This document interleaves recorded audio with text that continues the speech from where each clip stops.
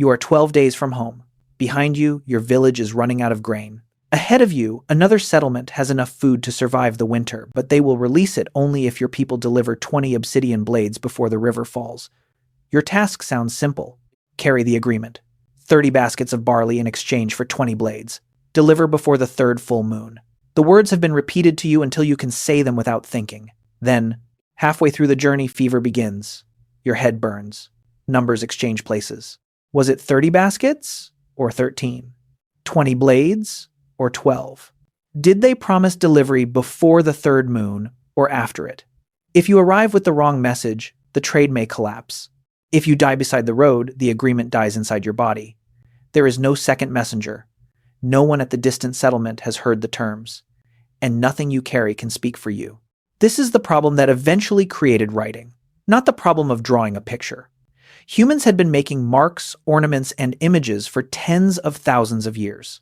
The deeper problem was teaching a mark to preserve exact language after the speaker disappeared.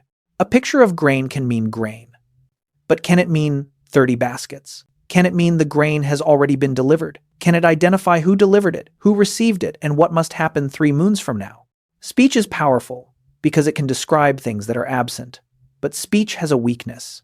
The moment it leaves your mouth, it begins to vanish. It survives only inside another human mind. And human memory is not a storage jar. It changes what it holds. Writing began when human societies needed a message to travel farther than a voice, remain more exact than a memory, and survive the death of everyone who first understood it. The first written words were probably not love poems. They were not heroic stories. They were attempts to stop information from disappearing. Humans did not invent writing simply to record speech. We invented it because memory had become too dangerous to trust. For most of human existence, everything a community knew lived inside. Living people, where water could be found during drought, which plants healed and which plants killed, who belonged to which family, who had promised what, where the herds crossed the valley, what happened during the flood that no child could remember. Knowledge survived through repetition. Stories were sung. Genealogies were recited. Instructions were embedded inside ritual. Important phrases returned in the same rhythm, because rhythm makes memory easier to carry. An oral culture is not a culture without intelligence or history. It can preserve enormous bodies of knowledge. But oral memory does not preserve information in the same way a written document does. It preserves meaning through performance.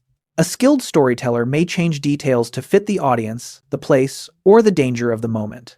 That flexibility can keep knowledge alive. It can also create disagreement. 2 elders may remember the same promise differently. A witness may die. A messenger may shorten an unfamiliar name. A number may be replaced by a number that feels more sensible. The story remains useful while the exact wording disappears. This is tolerable when a small group shares the same relationships. Everyone knows who is trustworthy. The listeners can question the speaker. The group remembers the context around the words. But settlements grew. Food was stored. Labor became specialized. People exchanged goods with strangers. A temple might collect grain from hundreds of households. An administrator might need to know how many sheep entered a herd months earlier. A ruler could issue an order to people he would never meet. At that scale, a memory was no longer only personal. It became political. If the official remembers that you owe 10 jars when you insist the number was 5 whose memory wins, usually the memory backed by power. Writing offered a possible escape from that problem. A message could exist outside both people. A mark could become a third witness. But before marks could preserve speech, humans had to discover that visible symbols could carry meaning at all. That discovery is far older than writing. At Blombos Cave on the southern coast of South Africa, archaeologist Christopher Henshelwood and his colleagues found a small flake of silkrete stone. It could fit into the palm of your hand. Across one surface were 9 red lines. 6 ran in one direction. 3 crossed them. The pattern looked almost like a modern hashtag. The lines had been drawn with a pointed piece of red ochre. Microscopic analysis showed that the design had been created deliberately. And several lines ended at the broken edges of the stone, suggesting that the surviving fragment had once belonged to a larger image. The layer containing it dated to around 73,000 years ago. It is among the oldest known drawings made by applying pigment to a surface. The people at Blombos also engraved ochre, produced sophisticated stone and bone tools, and used materials in ways that reveal complex symbolic behavior. But the red crosshatch is not writing. We cannot sound it out. We cannot identify a sentence. We do not know whether it marked ownership, identity counting, ritual beauty, or something no modern category can recover. This distinction matters. A mark becomes symbolic when a group agrees that it stands for something beyond itself. Writing demands more. Writing must represent language. A crown can symbolize a king without recording the words, "The king owes you grain." A line can count one animal without telling us whether that animal was born, sold, stolen, sacrificed, or promised. Human beings could create meaningful marks tens of thousands of years before they created a system capable of preserving speech. The gap is enormous because pictures and language solve different problems. A picture can resemble the world. Language can say what the world is not. The animal did not arrive. The hunter might return. The grain belonged to my mother. No drawing of one object automatically reveals tense ownership, doubt, obligation, or sound. Before writing, symbols could point. To become writing, they had to speak. The path toward that transformation did not begin with literature. It began with objects so unimpressive that archaeologists spent years unsure what they were. In 1969, Denise Schmandt-Besserat began investigating the earliest uses of clay in the ancient Near East. She was not trying to discover the origin of writing. She wanted to understand what people had made from clay before pottery became widespread. So she entered museum storerooms and excavation archives. Among the decorated vessels, tablets, figurines, and bricks, she repeatedly encountered tiny clay objects: cones, spheres, discs, cylinders, tetrahedrons, ovoids. Many were no larger than a fingertip. Excavators had found them across Neolithic settlements, but their purpose remained uncertain. Some were described as toys, some as gaming pieces. Others were simply catalogued as miscellaneous objects and placed into drawers. One collection meant little. Then Schmandt-Besserat began comparing thousands of them. The same geometric shapes appeared across the ancient Near East. They persisted for millennia, and they appeared in communities where farming, herding, stored food, and organized exchange were becoming increasingly important.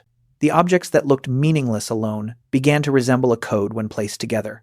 Schmandt-Besserat argued that many were tokens used to count specific goods. A cone could represent a measure of grain. A sphere might represent another quantity. An ovoid could stand for a jar of oil. A token was not a miniature sculpture of the item. Its shape was an agreed sign. Instead of trying to remember that 7 containers of grain had entered storage, an administrator could collect 7 corresponding counters. The information left the mind and entered clay. The system was ancient. Plain tokens were used from roughly 7,500 BCE, long before the first known writing tablets. Schmandt-Besserat eventually cataloged thousands of examples and developed a powerful theory linking token accounting to the emergence of Mesopotamian writing. Parts of that theory remain debated. Not every small clay object must have been an account marker, and the path from tokens to script was probably less tidy than a single straight line. But the cognitive change is clear. A thing no longer needed to be present to be counted. A shaped object could stand for an absent quantity. The token could remember after the accountant forgot. It could survive after the owner died. But it still could not tell a story. It could only represent the goods its system allowed. To move closer to writing, the counters had to lose their bodies. Loose tokens created a problem.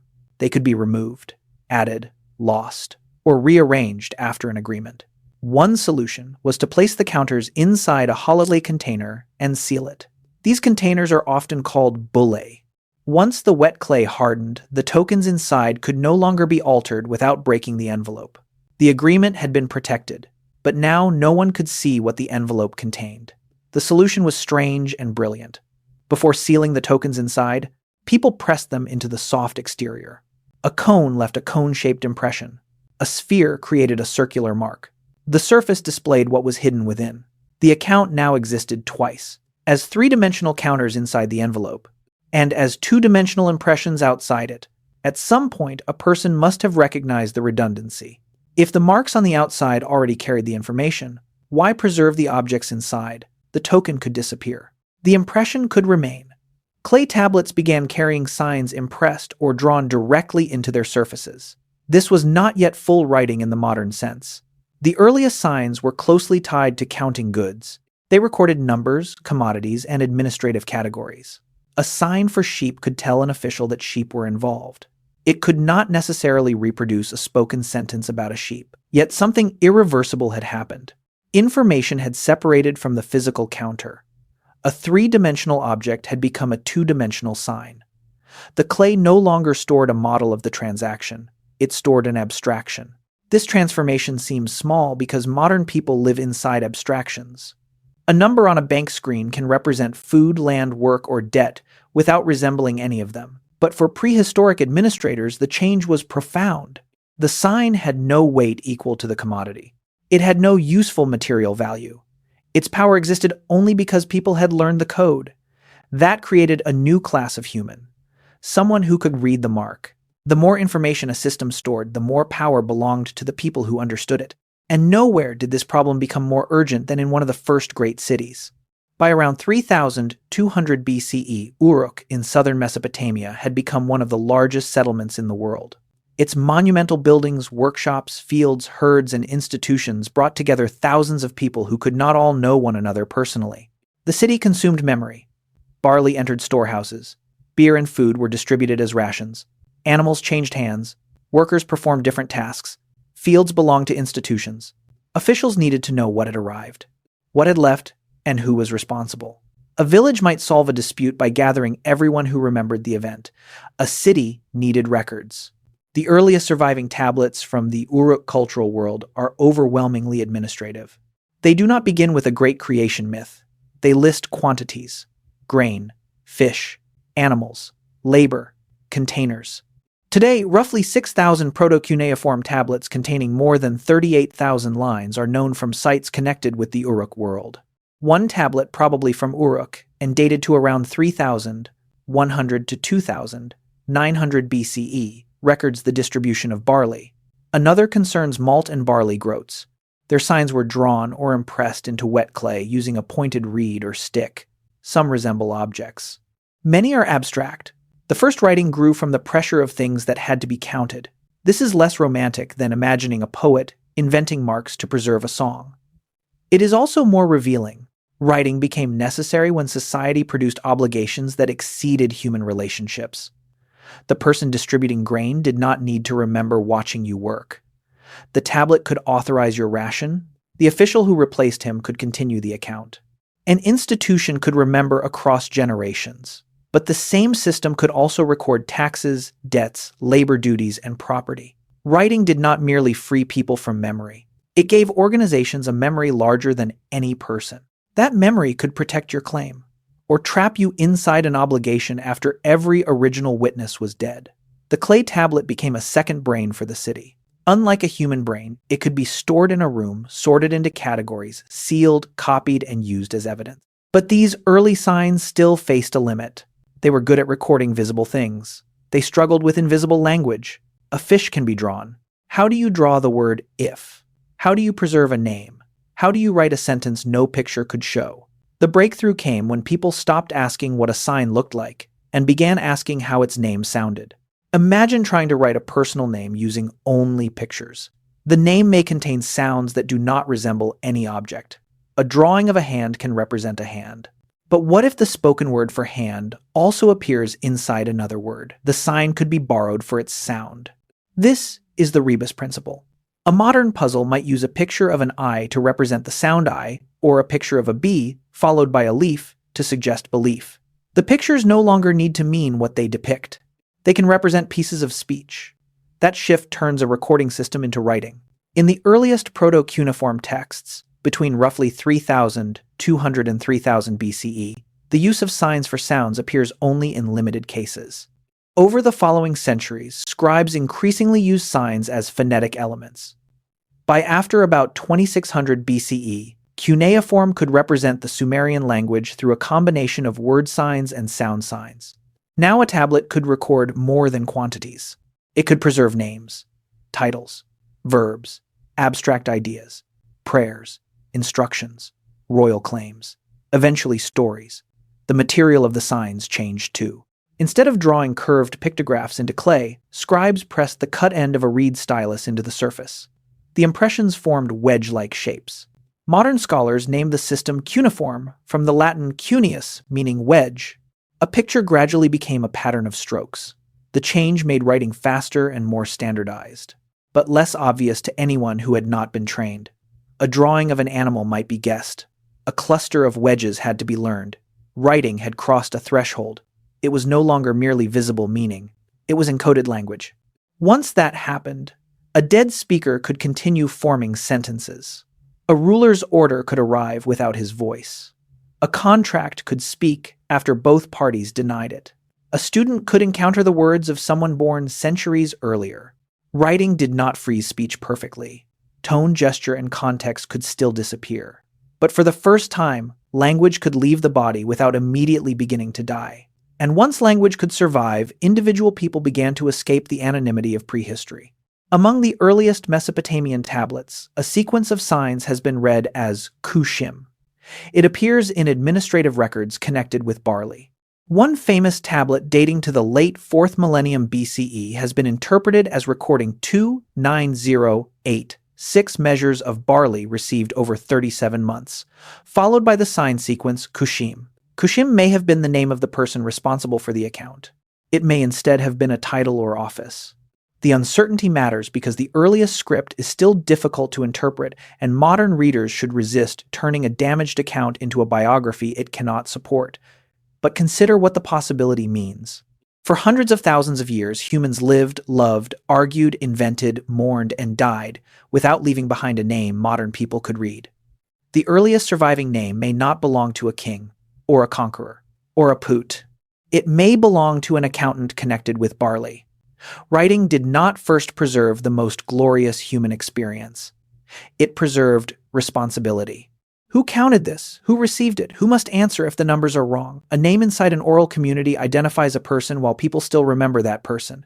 A written name does something stranger. It can continue pointing after the person has vanished. The marks do not know who Kushim was. They preserve only a connection between sounds, a role, and a transaction. But that fragment is enough to pull one possible individual across 5,000 years. This is one of writing's most powerful illusions. It makes the dead appear present. A name looks like a person. A law looks like the authority who issued it. A letter looks like the mind that composed it. But writing preserves only selected traces. The aching hand of the scribe disappears. The argument before the account disappears. The voices of the laborers disappear. What remains is what someone considered worth recording. Writing creates memory. It also chooses what can be forgotten, and that choice was not made only once in Mesopotamia. Other societies found their own ways to teach marks to speak. Writing did not spread from a single ancient inventor into every society on Earth. The historical picture is more complex. The British Museum describes writing as having emerged independently in at least 4 regions: Mesopotamia, Egypt, China, and Mesoamerica. The precise relationships between the earliest Egyptian and Mesopotamian systems remain debated because they appeared close together in time and their societies interacted. But Chinese and Mesoamerican writing developed in worlds separated from the scripts of the ancient Near East. In Egypt, hundreds of small inscribed labels from Abydos and other cemetery sites date from roughly 3,300 to 2,800 BCE. Some were attached to valuable goods and carried information connected with rulers, places, quantities, or institutions. Writing again appears beside administration and power. In China, the earliest extensive body of surviving script appears on oracle bones from the late Shang dynasty, especially around 1,200 BCE. Diviners prepared turtle shells and animal bones applied heat until cracks formed and recorded questions about warfare harvests, weather childbirth, hunting, and sacrifice. The marks did not merely count goods. They preserved a conversation between royal authority and the unseen future. Many signs belong to the ancestry of characters used in Chinese writing today. In Mesoamerica, several writing traditions emerged. The Cascajal block, reported from Mexico and dated to the 1st millennium BCE, carries a sequence of signs interpreted by its discoverers as early Olmec writing, although the object and its context have generated debate. At San Bartolo in Guatemala, Maya glyphs dating to the late preclassic period show that a complex writing tradition was developing by the final centuries BCE. Later Maya scribes combined word signs and phonetic syllables to record spoken language with extraordinary flexibility. These systems look different because writing is not one shape. It is a solution. Whenever a society teaches visible marks to preserve language, it crosses the same conceptual boundary by another route. But most early scripts contained hundreds or thousands of signs. Learning them required years. The next transformation did not invent writing again. It compressed it.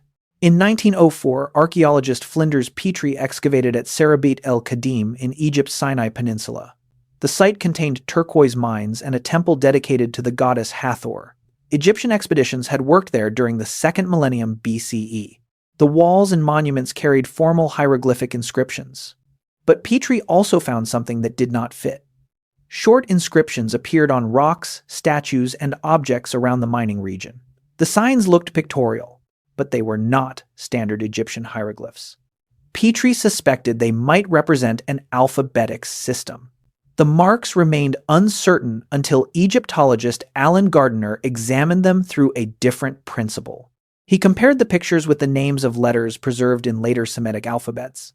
An ox head could be called Aleph. If the writer used the first sound of that word, the picture could represent the consonant at the beginning of Aleph.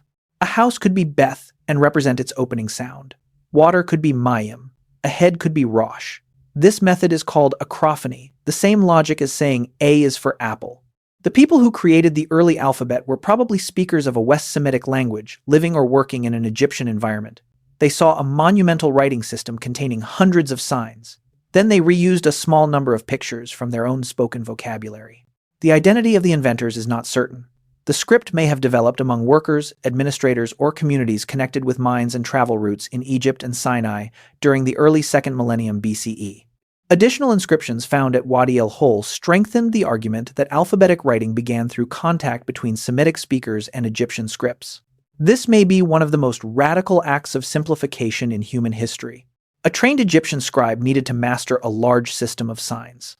An alphabet could represent language with only a few dozen. It did not preserve every vowel at first. It did not instantly make everyone literate. But it reduced the number of symbols needed to turn speech into marks. Writing could escape some of the institutions that had guarded it.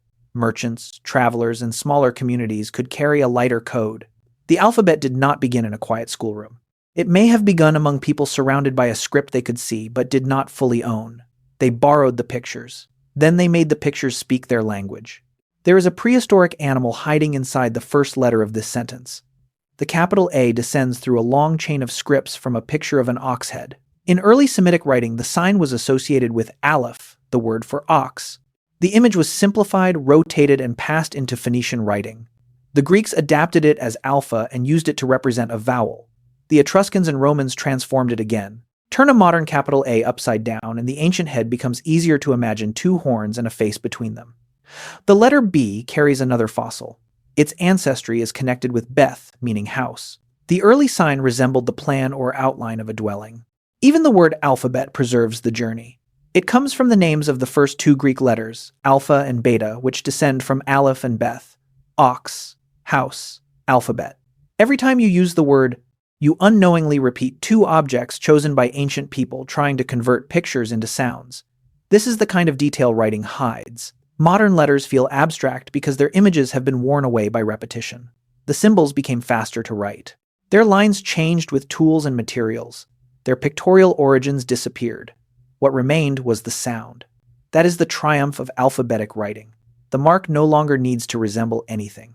It needs only to trigger a learned response inside the reader. 3 lines can summon the sound A.